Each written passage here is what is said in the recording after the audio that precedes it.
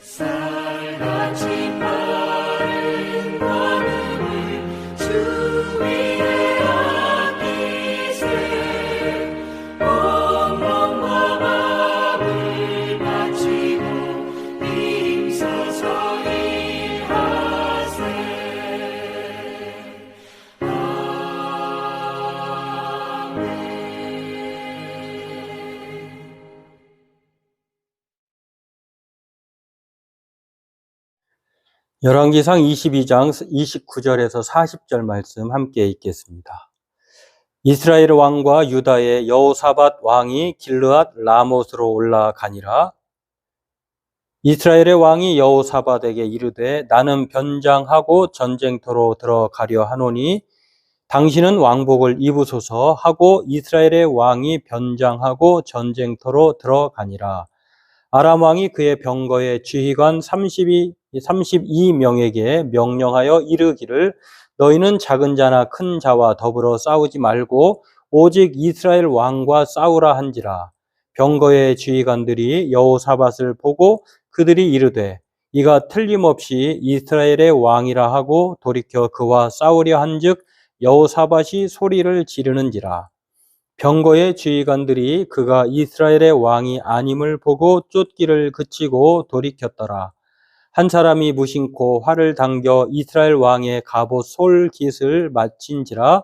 왕이 그 병거 모는 자에게 이르되 내가 부상하였으니 내 손을 돌려 내가 전쟁터에서 나가게 하라 하였으나 이날의 전쟁이 맹렬하였으므로 왕이 병거 가운데에 붙들려 서서 아람 사람을 막다가 저녁에 이르러 죽었는데 상처에 피가 흘러 병거 바닥에 고였더라. 해가 진녘에 진중에서 외치는 소리가 있어 이르되 각기 성읍으로 또는 각기 본향으로 가라 하더라. 왕이 이미 죽음에 그의 시체를 베어 사마리아에 이르러 왕을 사마리아에 장사하니라. 그 병거를 사마리아 못에서 씻음에 개들이 그의 피를 핥았으니 여호와께서 하신 말씀과 같이 되었더라. 거기는 창기들이 목욕하는 곳이었더라. 아합의 남은 행적과 그가 행한 모든 일과 그가 건축한 상하궁과 그가 건축한 모든 성읍은 이스라엘 왕 역대 지략에 기록되지 아니하였느냐?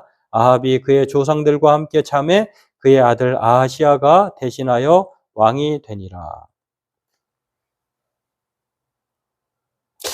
오늘 본문은 길르앗 라못에서 북이스라엘 왕과 남유다 왕이 연합해서 아람 왕과 아람 국과 싸우다가 북이스라엘 왕이 이제 죽은 내용입니다. 오늘 아합이 이렇게 길르앗 라못에서 죽은 이 이야기를 통해서 오늘 은혜를 살펴보면서 은혜를 사모하고 또 그 은혜 가운데에 또 주시는 대로 기도하는 저와 여러분 되었으면 좋겠습니다.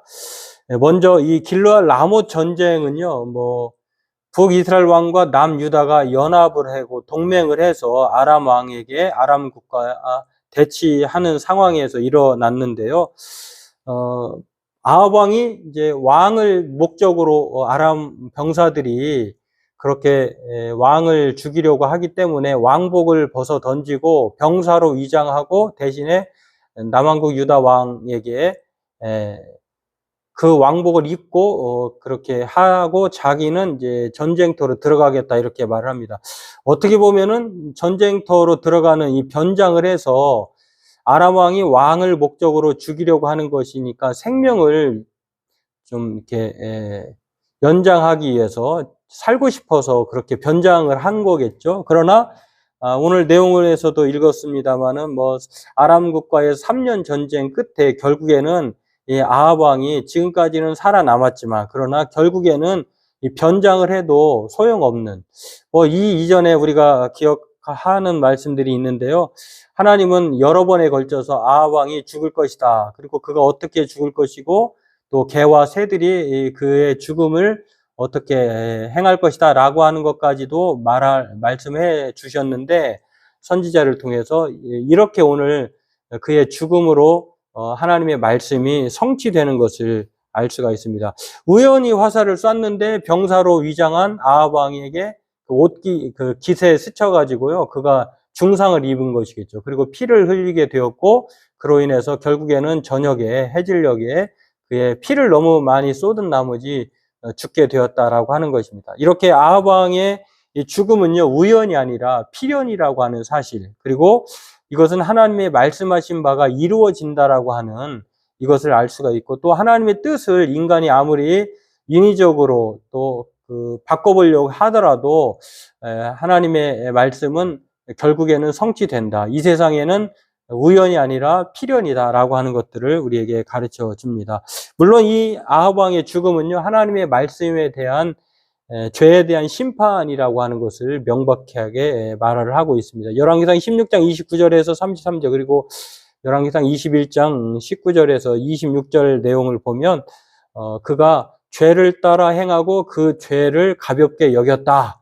그래서 우상에게 복종한 것에 따른 하나님의 심판이다라고 하는 것들에 대해서 아합의 죽음의 원인이 바로 그것임을 가르쳐 줍니다. 그렇습니다. 오늘 하나님의 말씀은 이루어질 뿐만 아니라 하나님은 죄를 두고 보지 아니하시고 결국에는 죄를 물으시고 심판하신다라고 하는, 그래서 하나님은 공의로우신 분이다. 우연히 죽이시는 분이 아니라 하나님은 죄에 대한 이 대가로 심판하심으로 그렇게 아합 왕을 진노하심을 알 수가 있습니다. 그리고 또한 아무리 아합이 살고자 유다 왕과 그렇게 동맹을 해도 연합을 해도 하나님의 심판은 피할 수 없었다라고 하는 것, 오늘도 우리가 이것을 기억하고 저와 여러분들도 하나님의 말씀을 따라서 살 뿐만 아니라 하나님만 섬기는, 그래서 하나님의 기쁨 가운데 거하는 우리들로 살아가길 주의 이름으로 소망합니다.